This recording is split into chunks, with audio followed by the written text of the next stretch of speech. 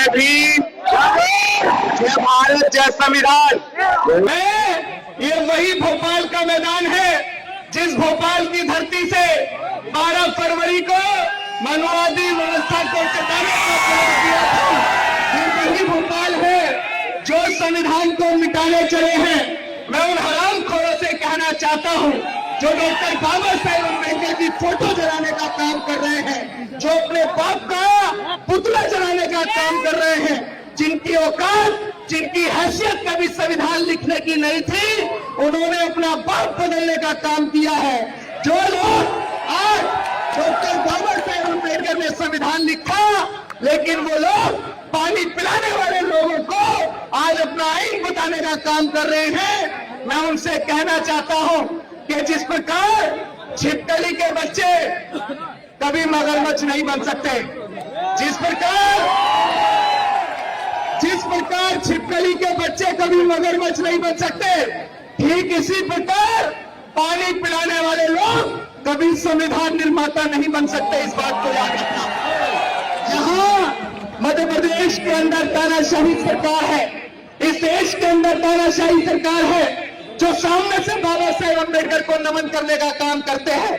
मैं लेकिन इस मनुवादी व्यवस्था को, मैं इन जातिवादियों को चेताना चाहता हूं जो संविधान को मिटाने चले हैं, उन्हें उनकी औकात बता देंगे कि जो संविधान को मिटाने चले हैं उन्हें उनकी औकात बता देंगे। बाबा साहेब की नींव को तोड़ना आसान नहीं है, ये एहसास करा देंगे। और अपने 4 बच्चों की कुर्बानी देकर बाबा साहेब ने संविधान दिया था हमें, कि अपने 4 बच्चों की कुर्बानी देकर बाबा साहेब अम्बेडकर ने संविधान दिया था हमें। जो इसे मिटाने आएगा उसे आग में कोयले की तरह जला देंगे। आज इस मंच के माध्यम से मैं तमाम नौजवान साथियों को कहना चाहता हूं कि आज जिस तरह इस मंच पे कुर्सियां से कुर्सियां मिली हुई थी, तमाम पार्टी संगठनों के लोग इकट्ठा थे, मैं आप सबके माध्यम से सभी लोगों से निवेदन करना चाहूंगा कि जिस तरह कुर्सियां मिली थी उस तरह हाथ भी मिला लो और अपने दिलों को भी मिला लो। कि तमाम साथियों कि अगर आपने अपने दिलों को मिला लिया, अपनी कड़वाहट को खत्म कर दिया, तो फिर आपको ये आंदोलन करने की आवश्यकता नहीं पड़ेगी, आपको इकट्ठा होने की आवश्यकता नहीं पड़ेगी। मैं जेएस के तमाम साथियों का धन्यवाद करना चाहूंगा, मैं आजाद के साथियों का धन्यवाद करना चाहूंगा, मैं भाई लोकेश मुजाल्दा जी का धन्यवाद करना चाहूंगा, जिन्होंने पूरी मजबूती से यहाँ एकत्रित करने का काम किया। लेकिन हमारे बीच में कुछ लोग इस मानसिकता से कुंठित है।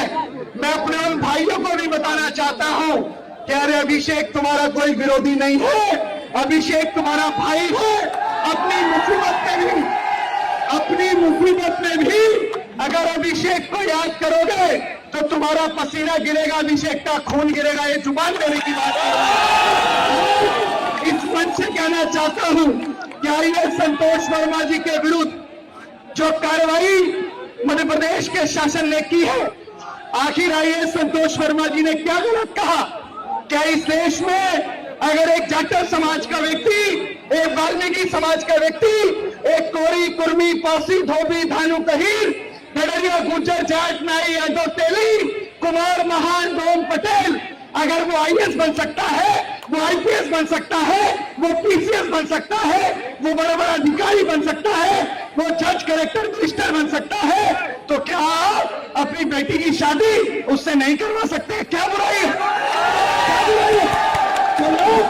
जो लोग ये कहते हैं कि इस देश में अब जाति व्यवस्था नहीं है, इस देश में जाति का कोई भेदभाव नहीं है, अरे जब जाति व्यवस्था नहीं है, जाति का भेदभाव नहीं है, तो कोई जाटव, कोई ब्राह्मण की लड़की से शादी क्यों नहीं कर सकता? बताओ। अगर जाति का भेदभाव नहीं है तो हमारे अंदर रोटी बेटी का रिश्ता क्यों नहीं हो सकता?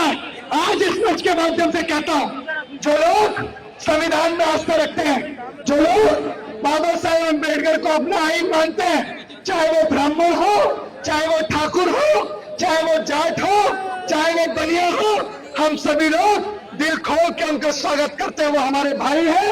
अगर आप इस राष्ट्र को एकजुट करना चाहते हैं, अगर आप भारत को एक भारत बनाना चाहते हैं, ये जैस संगठन ये आजाद संगठन और बाबा साहेब अम्बेडकर को मानने वाले तमाम लोग भारत को एक भारत बनाना चाहते हैं, भारत को सोने की चिड़िया भारत बनाना चाहते हैं। अपने देश के अंदर मत लड़ो, विरोधियों से लड़ो और विरोधियों से लड़के अपनी ताकत को मजबूत करो।